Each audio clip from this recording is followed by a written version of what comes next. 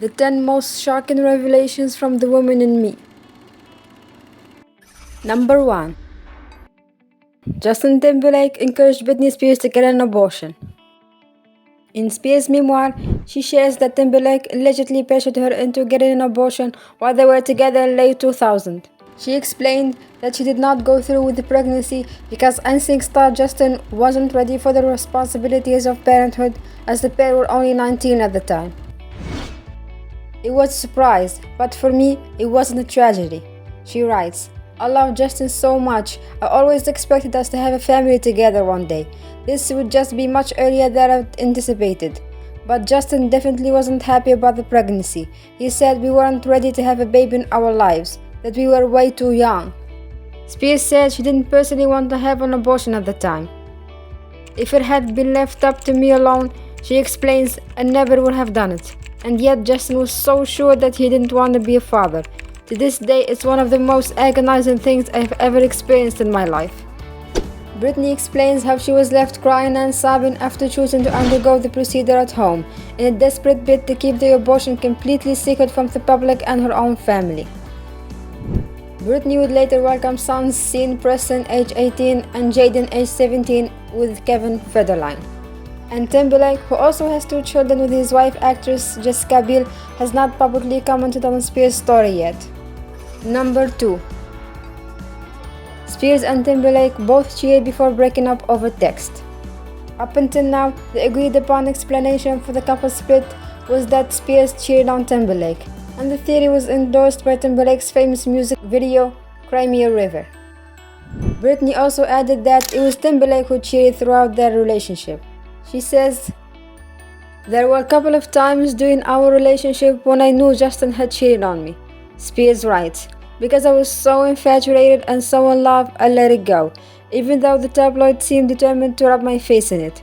When NSYNC went to London in 2000, photographers caught him with one of the girls from All Saints in a car, but I never said anything. At the time, we'd only been together for a year. Spears listed another alleged affair of Timberlake's, which came to light after he outed himself to one of her dancers.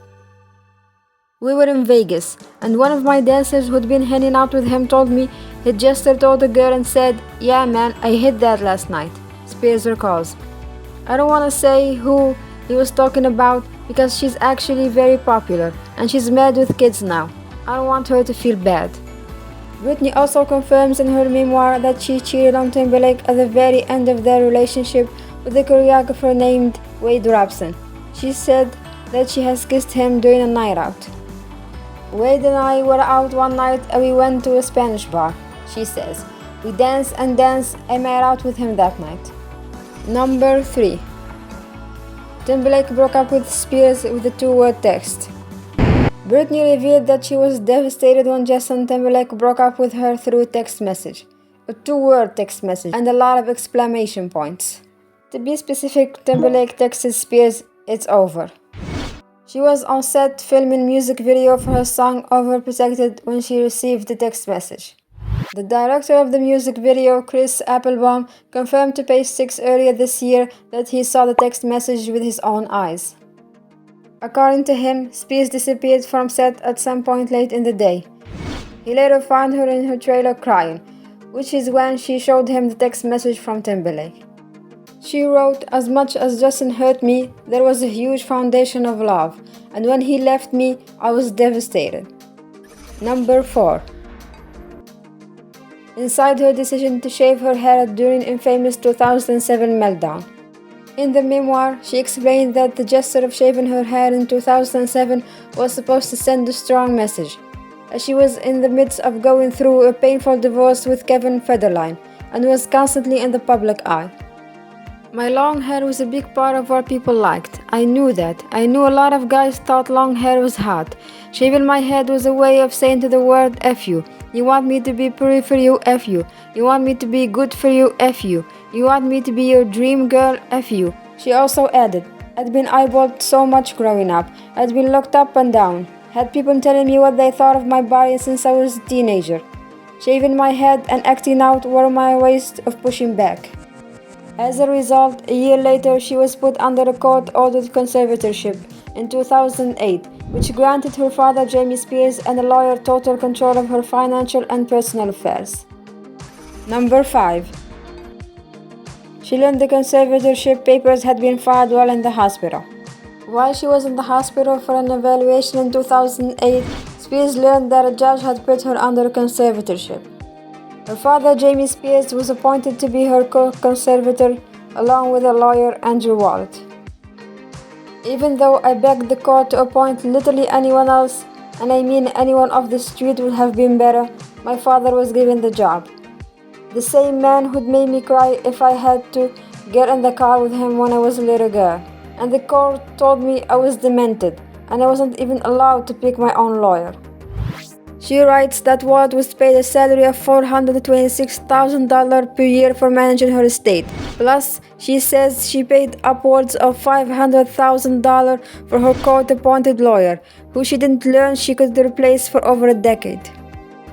Number 6. Britney reveals 13-year conservatorship made her feel like a child robot. Britney also spoke out about that 13-year conservatorship, as she detailed how her father controlled her body and her money and hurt her with fat jibes. I became a robot, but not just a robot, a sort of child robot. I had been so infantilized that I was losing pieces of what made me feel like myself. The star concluded, 13 years went by with me feeling like a shadow of myself. I think back now on my father and his associates having control over my body and my money for that long, it makes me feel sick. I didn't deserve what my family did to me. Spears also recalls several instances of her father and other members of her team control her diet over the course of the conservatorship. No matter how hard I dieted and exercised, my father was always telling me I was fat. He put me on a strict diet. She said that for 2 years, she ate nothing but chicken and canned vegetables. She also recalls how her father controlled all her finances. She says she was given an allowance of $2,000 a week, and that any of her purchases, even something as small as sneakers, could be declined by her conservators. Number 7. Spears' mother got her into drinking very young. Britney shares that she developed a relationship with alcohol when she was only in middle school, due to her parents' drinking habits.